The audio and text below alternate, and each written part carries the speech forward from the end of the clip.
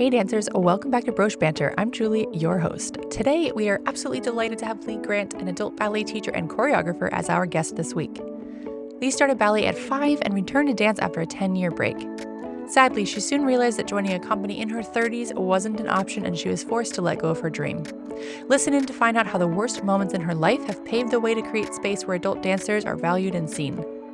Leigh is a beacon of light who, together with other adult ballet teachers around the world, leads the way to a new ballet world. She is devoted to showing everyone how capable adult dancers are to create characters, do high-quality performances, and be true artists. Make sure to tune in and also check out her ballet school, Cadenza Ballet, which she affectionately calls a love letter to her fellow adult dancers. And with that, dancers, I hope you enjoy this amazing conversation with Leigh Grant. Welcome to the show, Leigh. I'm so happy to have you today on Broche Banter. Thanks so much, Julie. I appreciate it. I love being here. I'm looking forward to the chat today. We've got a lot of stuff to cover and to unpack. You danced as in your youth and you returned to it as an adult, and now you are moving ahead in your ballet career to a teacher, studio owner, choreographer, artistic director, and we've got lots and lots and lots of stuff there to unpack. Yeah, it's exciting. One thing our listeners will relate to is the returning to ballet as an adult. It's a very different experience for two types of adult ballet dancers, those who started fresh as an adult and they've got the whole vibe of trying to figure out what the heck is going on, and then we've got the whole other side, which is you dance to a high level in your youth and then you took some time off and come back as an adult, and that has its own whole host of challenges and successes and joys and difficulties that go along with it. So I'm looking forward to diving into that second part with you, because I do chat with a lot of people who started as an adult, and your side, your part is really worth sharing and worth digging into because it has its own set of difficulties. So first, let's talk a little bit about your how long did you dance when you were young? How long was your break? When did you come back? Like, let's just get a little lay of the land here. Yeah, so sure. I started ballet when I was 5.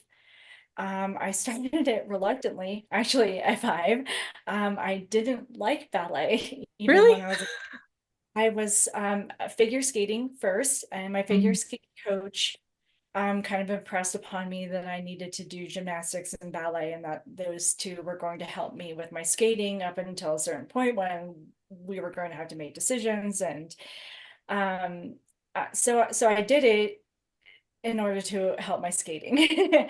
And things kind of fell apart. My coach moved away. I wasn't really feeling the vibe with new coaches that were brought in, and I ended up leaving skating, and I never really got into gymnastics the way I thought I would have. I mean, it was fun, but I never really wanted to do much with it.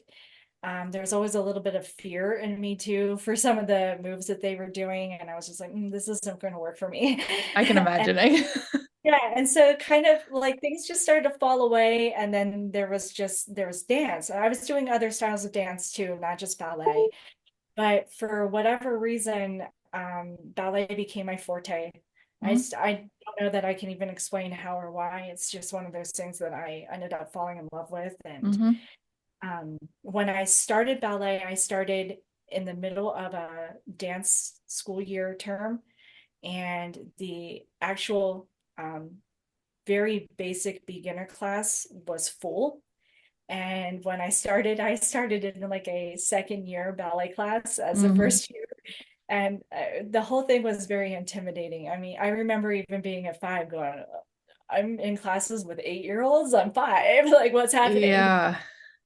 So, um, being with older dancers was intimidating for me back then. And then it was also the fact that they had a year or more of ballet training that I Mhm. didn't. And so I was playing catch up. And it became like a whole host of challenges that I think I ended up having some good support with that teacher early on. And, I'm 5, so I can remember a little bit, but I remember her being encouraging and saying, like, I know that this is going to be a little bit more difficult, but you can do it. I wouldn't have put you in here if I didn't think you could do it. You have the skating background, we're just going to make it work. It's funny that at the age of 5, you can feel like you're already playing catch up, right? Like it's Yeah, always, it's so interesting that that's just contextual because I think a lot of people come as an adult and they feel like they're playing catch up. So to hear that someone at the age of 5 felt like they were playing catch up is like really almost jarring sometimes, like that could be, you know what I mean? yeah, because I really think that that's important to know that, just because you feel like you're coming in as an adult and you're feeling intimidated and overwhelmed, you know, that existed as a kid too. And it was very real lived experience for me as well. So Mm-hmm. I think I kind of lived through just about everything that every adult ballet dancer is experiencing at some point. Including the So age of 5 already being like, behind. just It's talk to like me. I can put you through it. So it's just a good reminder that you can feel behind at any age. It's not just that you're like old and you're behind. That's not the reason you're behind. It's the environment that you're in. It's the pressures that are put on you. It's the feeling inside. It's not necessarily like just because you're older that you would feel behind. It's like really contextual. right, absolutely. And so you know, that experience, I realized that I had a lot of grit, I guess. I'm 5, I don't know what grit really is, but I realized that, this was challenging just like figure skating was. And so I Mhm. liked that. And as a kid, I really liked challenges. And it was fun because, we were jumping and we were turning and, we're starting to do leaps, they were already doing grand jetés and things like that. Yep. Um, and so I kind of I and then they also had technique, and I'm like, well, if I've got to hang with these kids, I've got to push myself. And so it ended up being like a healthy comparison for me. Mm-hmm. Obviously I was so young, I don't understand any of this, but I really looked up to them and was trying to emulate them and their dancing and their technique because I didn't want them to be like, oh my God, why is this 5-year-old in my class? Right. So it really pushed me to work and inspired me. And I think from the get-go, from having that challenge, um, and I always had that drive to want to do well Mm-hmm. and succeed. So even if I couldn't, articulate that at the time, being so young, but that kind of just became the launching point for me staying in ballet for the rest of the time. Like Mm-hmm. I really liked the consistent challenges, always having to be able to work to improve myself. Um, and I ended up dancing until about 23. And that's when I had like my major knee injury. I had a couple of other injuries. I had a foot injury at first that I sustained when I was at an audition for a major ballet company's Mm. company. And that was really embarrassing. That was probably like my most embarrassing point. I know I've opened up about it a couple of times on my Instagram page, but it's still like a source of shame and embarrassment for me, so I don't really talk that much about it. Mm-hmm. And then as I was rehabbing that foot injury, um, I started to develop some issues with my knee, and that subsequently turned into a major knee injury that I had surgery on. And the surgery didn't go well, so my knee, the ligaments got really tight, Mm. and I had trouble straightening my knee, and it Mm-hmm. took many, many years before I could straighten my knee. And I had ballet teachers who were kind of not forgiving and wanted to, um, you were consistently reminding me that my knee was bent, and I'm like, I know this is the best as I can do right Right. now, and I got very frustrated with that, and I realized at that point that the climate when I was dancing and trying to go professional was a little bit different than the climate is now. And it was always drilled in my head that if you didn't have a company contract in your head by the time you were 18, you were going nowhere. Mm-hmm. And I was already a little older, and I was consistently being reminded at 19 or 20 that I was old. And I just I I kind of just threw in the towel, and I thought, I've got to figure something else out because, I think this is probably the end. And so yeah. Yeah, it's amazing how, even though the climate has changed a little bit, in some ways it hasn't changed too much in the sense that, people still unfortunately face this considerably. And it's always so interesting to me when a late teenager will reach out to, one of us, dancing still in adulthood, and say, wow, I didn't know you could keep going after high school. I didn't know you. It's like inspiring for, I find it fascinating when people who are in their late teens are inspired by us who are still dancing as adults, because they don't realize that they have that available to them afterwards. So I think the climate has changed in some ways, but also I think this is still a very real thing for a lot of people, unfortunately. Yeah, it really is. And yeah, and I wish it would get better because you know, you, you have so much left to give. Yeah, all of You it. know, All your of it. ballet should not just be over at 20. You have all of this time. I'm 46 and still dancing. You know, right, wrong, or indifferent, I'm still dancing. And I still feel like I have something to offer and to give, even as a dancer, not just transitioning over to teaching and Yeah. and other things. And so I think it's a real shame that it's still so age non-inclusive, I guess to say. And so Yeah, definitely. And it's across, all styles of, I think it's across all styles of dance, a little bit less so in some in like musical theater or Broadway or other styles, I think is a little bit less so. But ballet certainly, just because of the way I think it's structured with the companies and how those are kind of currently viewed as your only option, the big companies. It's like the truth is you do kind of need those contracts in hand by 18 if you're going to be in one of those big companies. The truth is that with the big ones, that is kind of the way. But what's not talked about is the other opportunities and the other ways you can make ballet or dance a part of your life. Like it's not talked about that if you're not in the 1%, there's still an option for you right, to exactly. enjoy dance, give something, make money from it, have it be a part of your career and your life.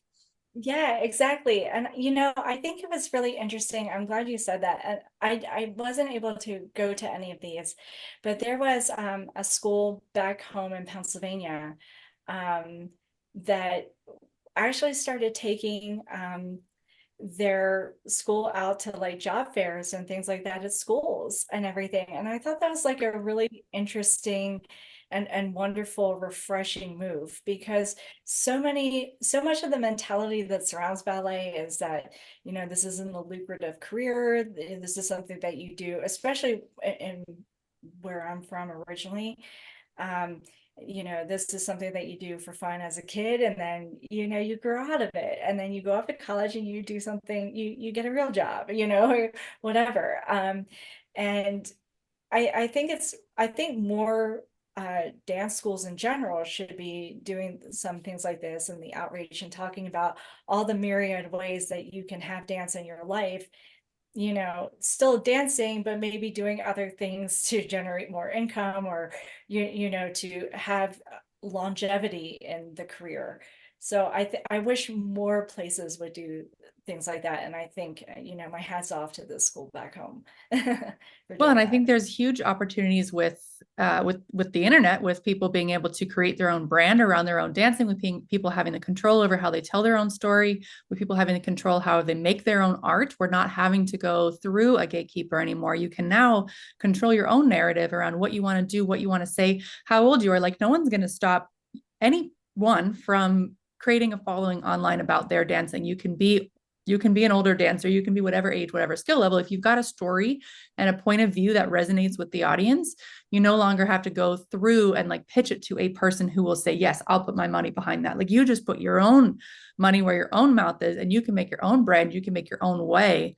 And so I think that while is much more, in some ways, much more difficult, is now changing and growing and becoming an option, where I think it's like when you have more control over yourself, I think it can become more lucrative over time. I think you can figure out how to make it be your Absolutely. thing. It's no longer a person who has this rigid idea of what ballet is, who says, no, you can be on my stage or no, you can't. And they have every right to. It's their stage. They have every right to decide. It's like a magazine editor. It's their thing, right?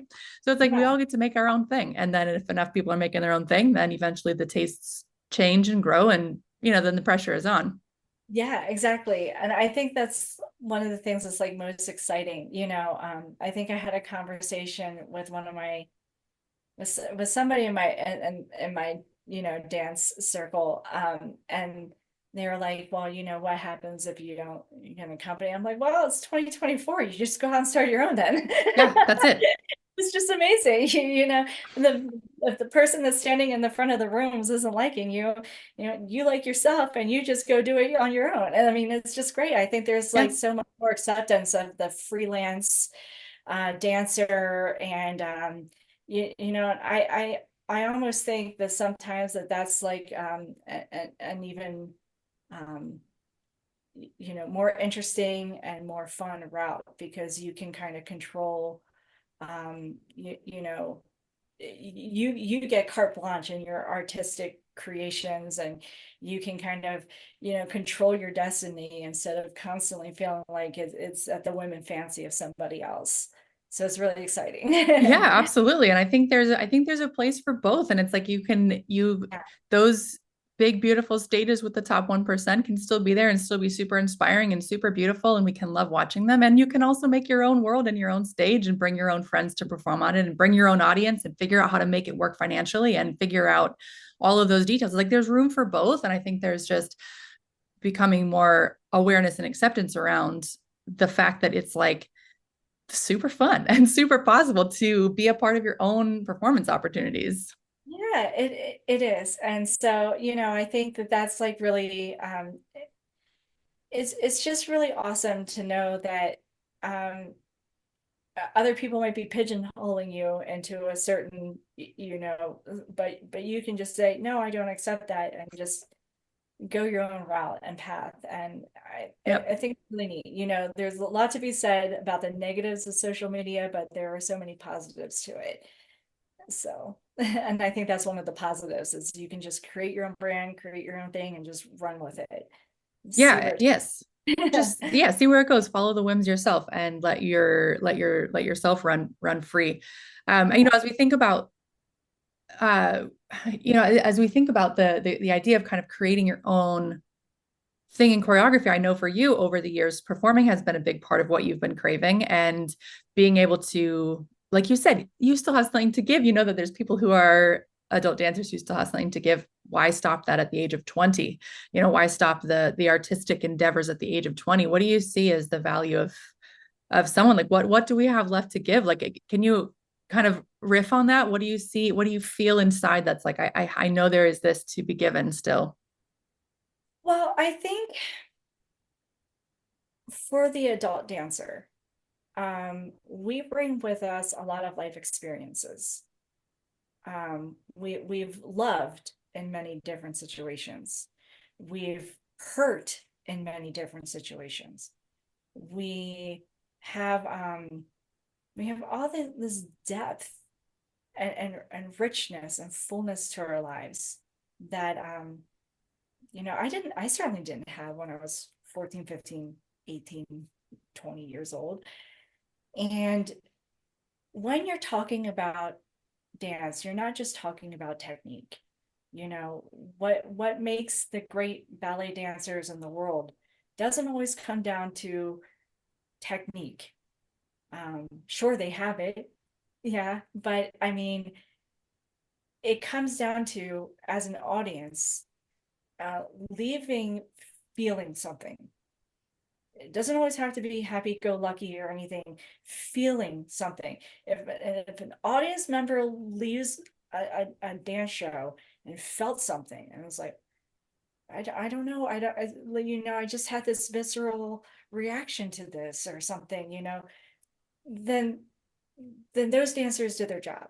And I think as adult dancers, we have so much potential to be true artists. And it's it's not being talked about as much as it should, because we have all of this life experiences that allow us to step into any role and create that character or create a narrative, create some that translates into our dancing. And I think personally, the performance opportunities for the adults, right now they're so limited, and there needs to be more. There needs to be more ability for the adults to rehearse pieces and get really intimate with their choreography and really intimate with the music, and really really go through that process of learning how to create a character and everything. I think you know I really feel that so many people want to dismiss the adult dancer because maybe we are playing catch up or something like that. But the fact is we have all of the ability to grow our technique to get to the point where we can create these high quality performances and be true artists and have that opportunity to really um, allow ourselves that freedom of movement. And I think we all desire to get there with our dancing. We don't want to be tripping over our feet. We don't want to be falling out of our pirouettes. We want to have that freedom. And we all have the potential to do that. And I think the value of seeing adult dancers as artists is the fact that you can get there. You can get there, and you can get there and progress them at a very even rate, just like you can with the young dancers. But you have to free your mind and stop saying, oh, well, you're too old to do fouettes. No, we're not. you know we're not, and we're fully capable of doing fouettes on point, and things like that. So I feel that the performing opportunities really need to be given to the adult dancers, and more opportunities to do it, because we bring so much we would bring so much to those characters and to those roles. And I see it every single time. I go to some of the adult intensives and have the privilege to dance with fellow adult dancers from all over the country. And I mean, these are really talented dancers, and we're only given 5 days to rehearse and then perform real quick. I mean, let us dive into something here. Let's get our teeth into those roles. So I just hope that it continues to grow as more and more people see just how capable adult dancers are. So Yeah, there's so much there. I mean, I think there's a lot of, almost like they're overall, if we're thinking about fighting for the same spots on the stage, then it's a difficult thing. If we're thinking about opening up more spots, then it's a less difficult thing, right? But it's like, if you're thinking about, which is I think the incorrect way that people are thinking about it now, is that you're going to go in and compete with a 17-year-old and take that spot. But I don't think that's what is being said, or even is what is being desired necessarily, as like creating the experience that is meant for this type of richness, not so much for learning how to be in that spot. I don't know. Is that kind of how do you feel about that? absolutely. So I'm really glad that you mentioned that, because I feel like this is something that is important for me to talk about. So, you wanted to compare and contrast me dancing as a youth and then coming back. So I took 10 years off. I went to college. I thought I was completely done with dance. I was really miserable, came back to dance, and here I am. I'm still dancing. And so um coming back to dance, I still had for many years the mentality that I did as a young pre-professional trying to get a company contract. Hmm. Thought it might still be possible. I thought I could still compete. I thought I could still, do things. And maybe in certain aspects of that, it might have been true. But This would have been your certainly, 30s, like 30s yeah, ish time period. Yeah. 30s ish, that might have been Yeah. true. But unfortunately, I realized just how um, uh, non supportive a lot of schools are of adult classes and adult dancers, and it's not because they don't necessarily, they don't support them. It's just the fact that it's very difficult to set up adult dance programs because of the mentality that surrounds ballet and dance, and the age limits that everybody seems to be well aware of. So a lot of those things didn't exist for me to train in the way that I would have needed to train in my 30s. And so now I'm in my 40s and I'm finding like great dance programs back home. I was with Brooks Ballet Theater back home, and they were wonderful and were home, and I was getting excellent dancing there. Um, and um, and now I'm here in New Mexico, and I have a lot of dance classes, and they're really great dance classes at the two studios here that I take from NDI and Dance Arts Los Alamos. They've been really great, and I've had a lot of opportunities between them. And and then it was dangerous for me because I started to have that mentality again. um, and then I had another experience this year. I've had two experiences this year that have really changed my relationship with ballet and my opinion about competing for performance spots, or places in the company or something.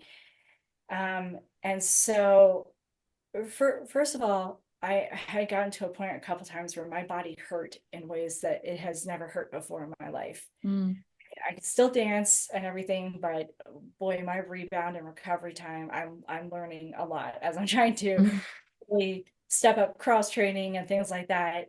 And I realize that I'm starting to reach the point where there are limitations, meaning that if I were to try to join even a very, very small regional company, I'm not going to last long in that environment. So that became exceptionally clear Just in for terms me. of training time, like as in how much Yes, dancing and how long the hours are and whatever's going on there. yes. Mm-hmm. Because you're talking about a full schedule. You're starting at 9 or 10, and then you're not getting done until 6, 7, 8, depending on rehearsals, and then Mm-hmm. showtime.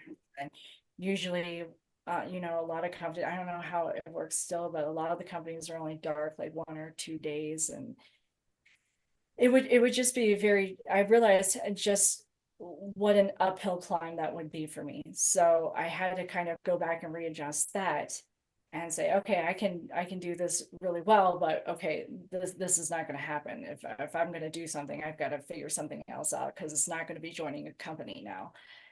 And the other thing too was, I had gone out to I don't know how to really talk about this. I had gone out to a program this year for ballet, and while I had a great experience overall with that program, I came home feeling very disillusioned about everything. The classes that we were in, we had professional dancers in the class with us, which I love, because I love watching them. I'll go stand behind the professional and try to emulate them, and be like, oh, how's she getting her leg up like that? Okay, I'm going to do that. And so it's wonderful. But in the same token, I realized that it was very important. I guess I left that knowing for a fact that it is very important that adult dancers have their own space, and they have their own companies, their own classes. They have their own space. I think there's going to be adult dancers that can certainly compete. They're younger, they're naturally, they were born with a natural facility for ballet. And I think that's wonderful, and I fully support them to go after those dreams. But for like the older dancers that want the performance opportunities, that want the training, that want to do well with this, it's really important for us to have our own spaces. And I I am grateful that I had this experience, because I don't know that my mindset was there. And I certainly didn't know how to get there because the pre-professional mindset was still drilled in my head so much. And it's been very challenging. I think it's a constant daily fight for me when I'm in the ballet studio. Okay, you don't need to be like your 18-year-old self. Okay, we're not going to audition for a major company anymore. Okay, this is not going to happen. And so it's actually been a little bit more liberating for me in my dancing, Mm-hmm. because I've noticed this year that I put a lot of pressure on myself as a dancer to regain all the flexibility, all the strength, all the technique, all the this, all the that. And that's why my body was hurting. And I had all this pressure on me. And if I may continue real quick, when I was getting into this, and way back several years ago, when I was considering what it would be like if I created an adult ballet company or an adult ballet school, my husband, Chris, um, he's a doctor, and him and I were having conversations about the technique, about the needs of the adult dancer, everything. And he's like, well, you kind of have to find a way to create an art form within the art form. And that's stuck with me for a long time. And I understood what he was saying on one level, but I really didn't I really didn't know how to proceed with that. And so having these experiences this year all solidified in my brain that, this is absolutely what we need to do. We need to create this art form within the art form, and give the adult dancers the opportunity to train well and at a high level and high quality, because we can't afford to learn technique poorly out the gate. We have to learn it right, and we have to learn it right immediately. We don't have the luxury of being able to rebound from injuries because our technique was off as fast as we did when we were young. And so, yeah, so I realized everything, all my experiences this year drove it home that we need to have our separate space. We're not going to be competing for those spots. And maybe it's better. Yeah. Unpopular opinion, maybe it's better. I, I don't know how unpopular it is for me in my world, and maybe the people who are already in my world listening to this are already on. We're already, we're there. Where it's like it's its own beautiful space with a different context and a different purpose and a different life stage, and it doesn't have to be second or less. In fact, it can be it's like it's not better or worse, or it's just like a different stage. I think a lot of us, for so many of us, and I think this is what I'm hearing from you too. I had this experience too, like letting go of that dream of being in the major companies was a huge difficulty in the beginning. That I had a similar experience where I went to a program with that in mind and was just crushed by the experience, and didn't dance for 2 years after that because I was crushed, and I saw that there was no place for me there. And then I thought there was no place for me anywhere. And then it Right. has taken me a long time to be okay with the fact that the place that I have created for me and for the people in my road, and the places that you are going to be creating, are not that place. And I don't have to claim that they're that place. I don't have to compare it to that place. It doesn't have to be that place to be valuable, to be worthwhile, to be exactly what this person needs at this stage in their life. It can Right. be, and like you said, there's, maybe when we were young, like I was in my early 20s when I had that experience, and you were in your early 20s, early 30s, right? It's like maybe at that point, if the landscape had changed around that age, we could have gotten whatever. But it's, I mean, realistically unlikely given that you're competing with people who've been going since they were 5, right? Yeah. If we're just being, looking at ourselves in the mirror, being honest about it, which is not always easy to say. But I think there's like, when I had that program, I'll just add one piece to yours, where I went to that program and I was in the ballet studio with people telling me what to do and telling me what to wear and telling me I couldn't use the bathroom. And I was like, I can't, I don't want this life. No, And that no. was really, really hard for me to admit because I had dreamed of it for so long. And I said to myself, like, I don't want to live like this. This is not that interesting. This is not that creative. I want to have this in a different way in my life. And it, I mean, like for you, and it's like, it took years to figure out what that was going to be and how that was going to be. But it took so long of admitting, like, I don't need to be in that space to be valuable and to have fun and to offer something to the world. I don't need to be there to do this.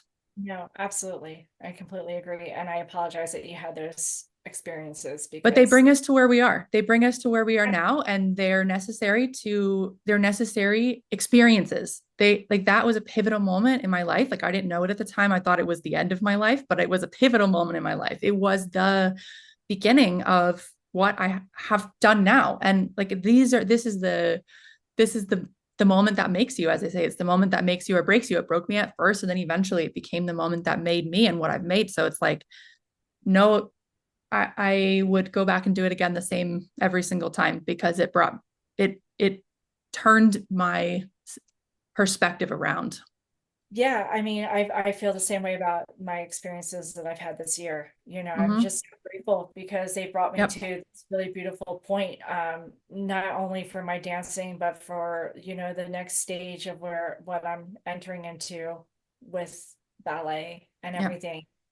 And I certainly feel, you know, eh, my everything's better now that I took all the pressure off of myself. I was like, wow, I was really, really doing myself in here Yeah. with this mentality. It's just, Yeah. and for what? For this pipe dream that I might join a company again. No, not going to happen at 46.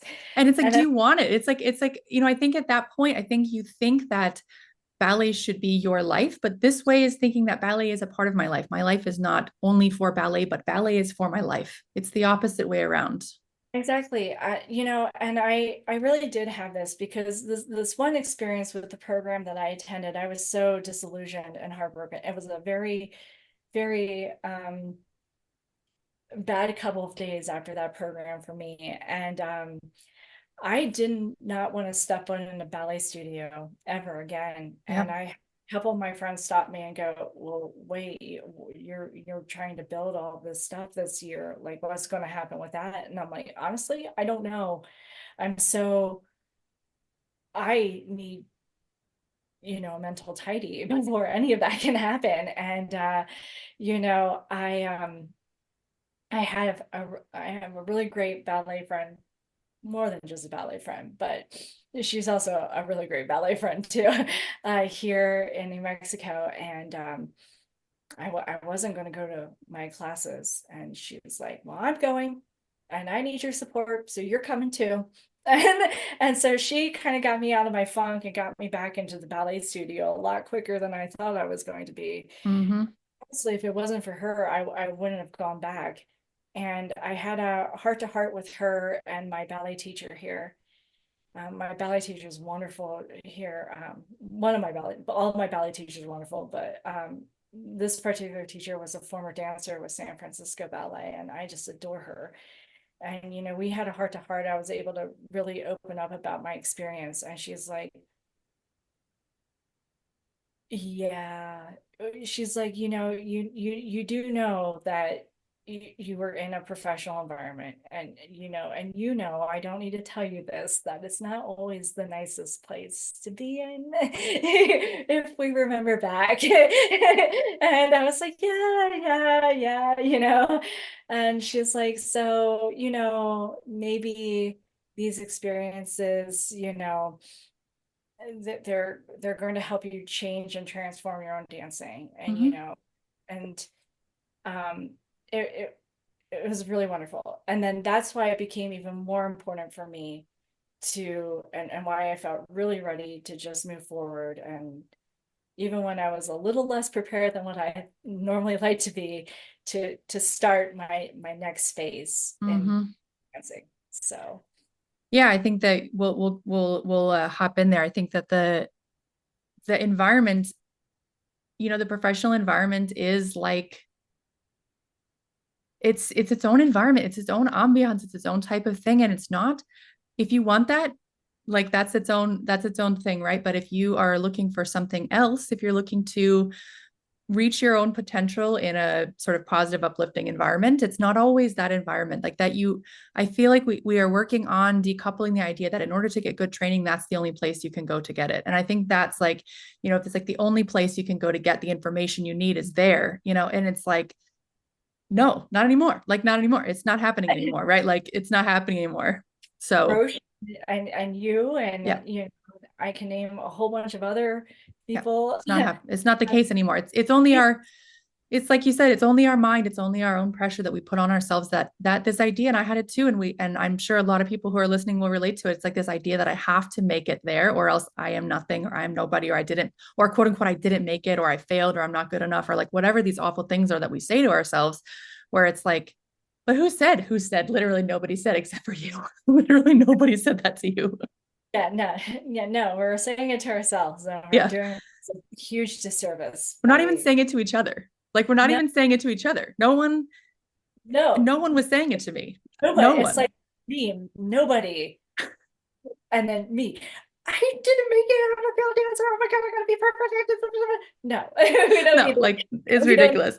So I want to need get into so I want to get into I'm really glad that the conversation went there, because I want to get into what you're creating next, because all of this, while these are difficult times, and I'm sure they were so dark. I mean, I know what it feels like, and I know, how dark that is when you feel you don't belong in a place that you thought was your home. I know that that feeling is awful, but now it's led you to create a new home and to create a new thing. So let's talk Cadenza, let's talk Zenith, let's talk your next stuff. Yeah, so whew, I have been, since I moved, I have made a big major life move, physically, not just mentally, but physically, from Pennsylvania to New Mexico this year. And I've been taking wonderful dance classes, and I've been meeting a lot of fellow dancers in the community from all over. And we've all met up for coffee and had conversations, and they've vented their frustrations and things like that. And I've been listening on Instagram too for a while, and the frustrations, and and we all have similar frustrations and sticking points in our training and everything. And for a while I was wanting to start my own adult ballet school and everything. And I was inspired by you and Erica Santola, especially. You two have been so influential and inspirational to me, and good friends. And I just appreciate you guys so much. Oh, thank you. And so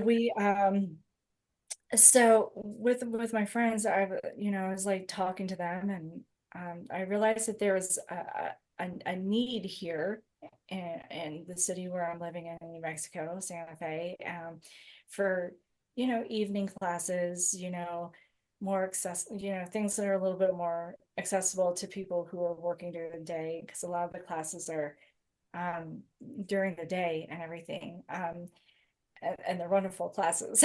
And so I decided to just move forward with creating Cadenza Ballet. So we officially start our classes on July 11th, so next week. And yeah, I'm really looking forward to getting that off the ground. And um, as part of Cadenza Ballet, I have Zenith Ballet Project, which is my adult ballet performance troupe.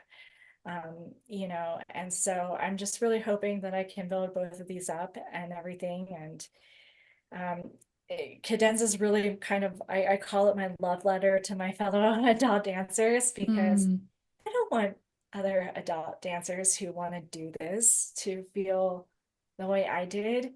And I think that I'm at a point in my life and my training and everything where I'm much more confident now than I was before. I don't feel like I'm suffering from the imposter syndrome that I've carried with me for a long time. Like, mhm. oh, you're a field dancer. What do you have to offer? Kind of thing. And so I think that I'm really in this wonderful place where I'm just excited to share all of my love and knowledge for ballet with my fellow dancers, and then create opportunities that are largely I don't want to say they're non-existent, but I want to give the adults the opportunity through Zenith Ballet Project to both choreograph try choreographing, and also to dance roles that, you know, they maybe otherwise would not be given the opportunity to dance. I know that was a source of frustration for me recently in my dancing. And so this is all about creating all those things that I wish existed for me for others. So Oh, that's yeah. beautiful. That's so, wow, I love the love letter to your fellow adult dancers. I feel like that's just so great. And I think these types of things that are created from the pains that you had are the most powerful and reach the most people who are like you and who need what you're offering, because there are people, maybe not every person doesn't have the same pain that we have. Each one of us carries our own pain that other people can resonate with and can deal with. Not everybody has the same challenges that they went through, but the people who do will feel so seen and so heard and so supported. And that's the beauty of creating something from the challenges that you had. And I think it's like, looking back, while this probably will is currently a tumultuous period going through all of this change, looking back, I'm sure you'll look at this as like a huge moment in your life. Absolutely. You know, I knew just making the move from Pennsylvania to New Mexico was going to be like this huge life change and life event. And I just don't think I could ever have fathomed how big of a change I would go through. I mean, I Mm-hmm. went through, I'm readjusting to a new state, a new city, a new culture, which is wonderful, and I'm excited for it. Yeah. Um, but you know, I've also died I like to say I died my second ballet death. Mm-hmm.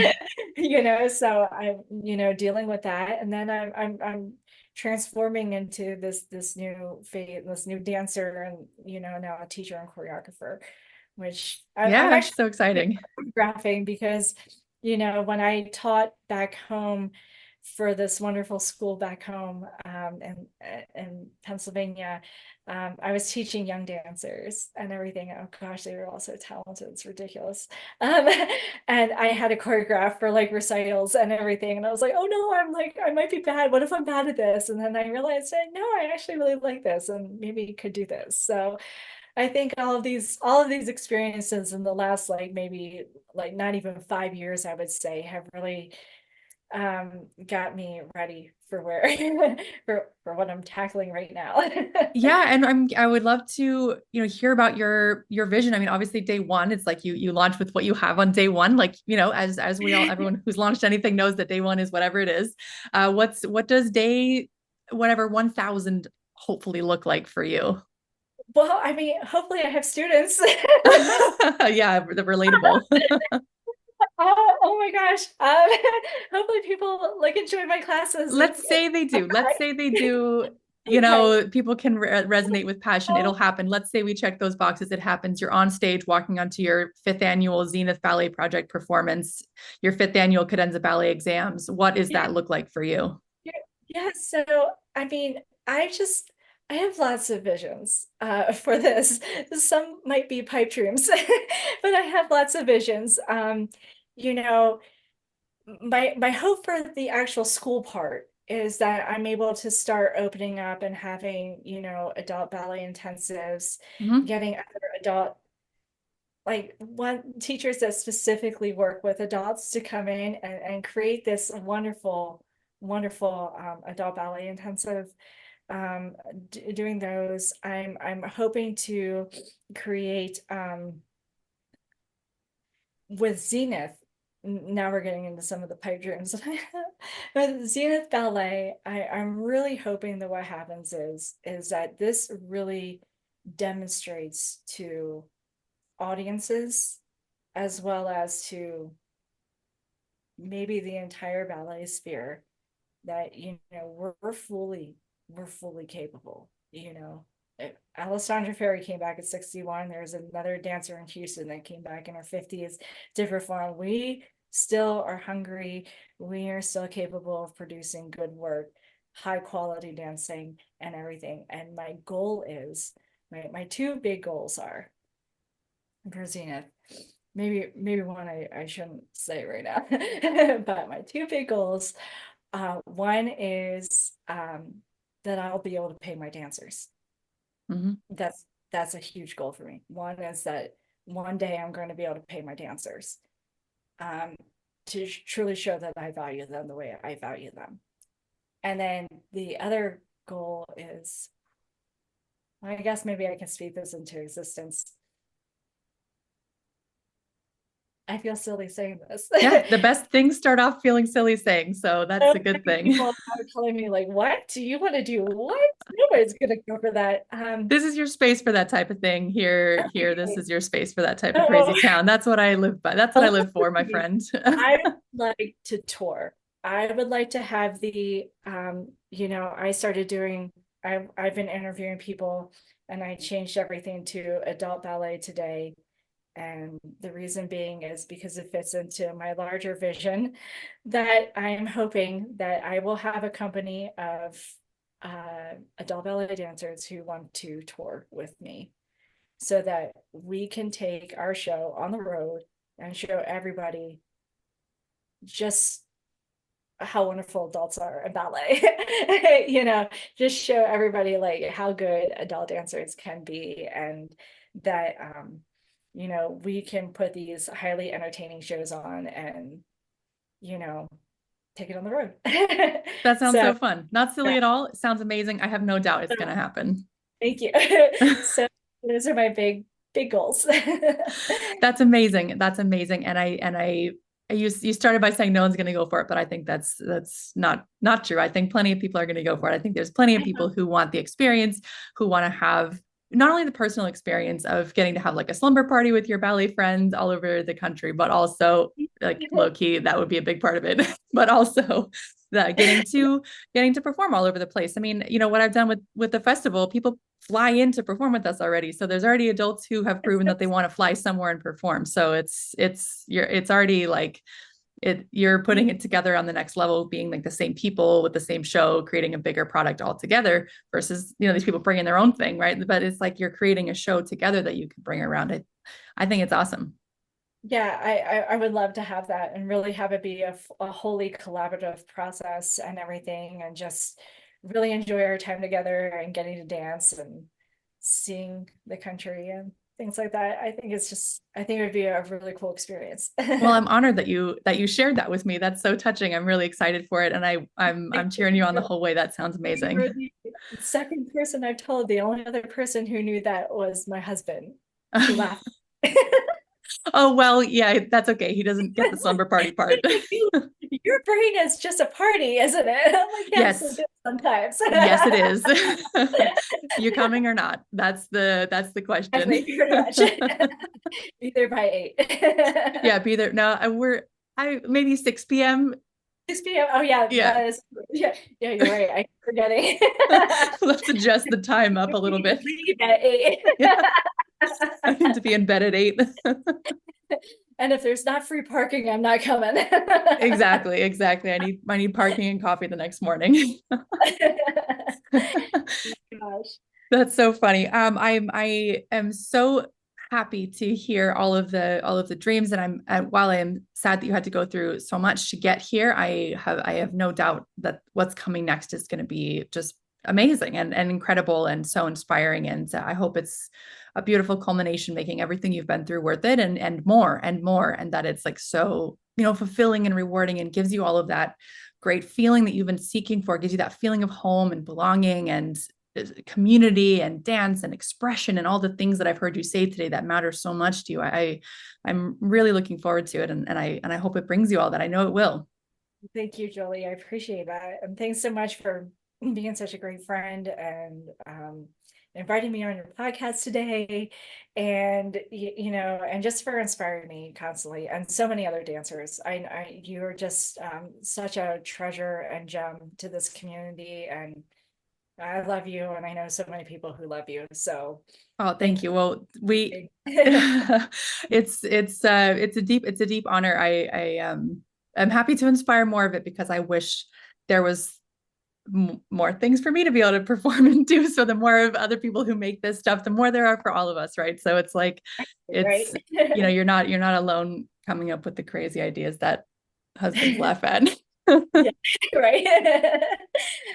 At least we all have each other. Yeah, we all have each other. We all have each other in those. And I think the truth is they give us something to work towards. They give us some way to connect and some way to feel like we're a part of something bigger. And I honestly am very impatient for what the next 10 years will hold, because I think it's going to be a whole different place. I think we're all going to come back and listen to these podcasts and be like, I can't believe there was a world in which these ladies thought this was funny. Like, this is obvious now. I think it's going to be like that in 10 years. I mean, we have to wait that long, but I think I really truly think that in 10 years, someone will listen to this and be like, I can't believe that Leigh thought this was a pipe dream. Like, this is just what's happening now.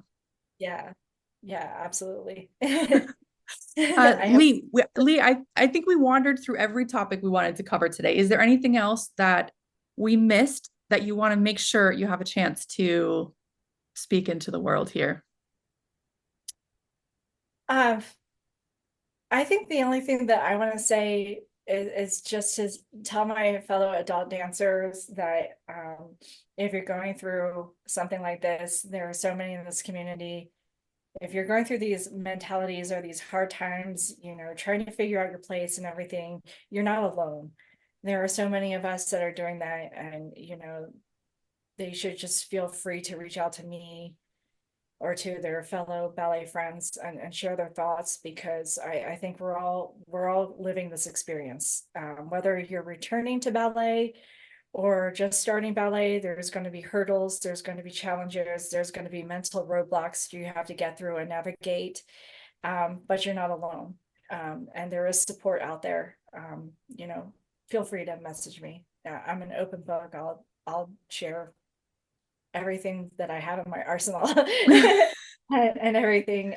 But it is worth it. And there's going to be people who are laughing at you, are telling you no, telling you you're stupid, or whatever derogatory things that they're going to throw at you on social media or in person. And you just got to tune it out. As hard as it is, you just got to say, I'm not doing this for you, I'm doing it for me. And it took me a long time to get there. And I think that I'm only now at 46 understanding this, truly what it means to dance for yourself, and not hear all the noise around you. But when you can get to that place, it's a beautiful place, because it's going to free up your dancing. You're going to love dancing. And for those that are having problems with comparison, the one thing I'll just say is the best dancer in the room is the one that's having the most fun. So, there you go. Yeah, beautiful words. I heard that the other day, and I was like, that is very powerful and valuable, and honestly very truthful. So go out and live your dreams, achieve anyway, despite the naysayers. You've got this, and there's a whole community here to support you. I love that. We're all right here. One of my favorite quotes is, criticism is a byproduct of success. Exactly. If you're getting criticized, you're on the way. And there's all of your info will be linked in the show notes and wherever you're looking at this. So you've all got a friend in Leigh for sure, and me as well. But in this case, reach out to Leigh. And it's been a really fun episode, Leigh. I really appreciate it. I know we went to some more difficult, challenging places in the conversation, but I hope it was helpful for everybody. And thanks so much for tuning in. We'll keep in touch with Leigh and the Cadenza Ballet and the Zenith Ballet Project. Yes, thank you. Thank you so much for having me, Julie. I appreciate you so much. All right, dancers, that was the conversation with Leigh Grant of Cadenza Ballet and Zenith Ballet Project. I hope you really enjoyed the episode. Be sure to check out the show notes for all the links for the ways to stay in touch with Leigh and to get involved with her upcoming classes and performances. I'll be back in your ear next week with another really amazing episode. Until next time, I wish you very happy dancing.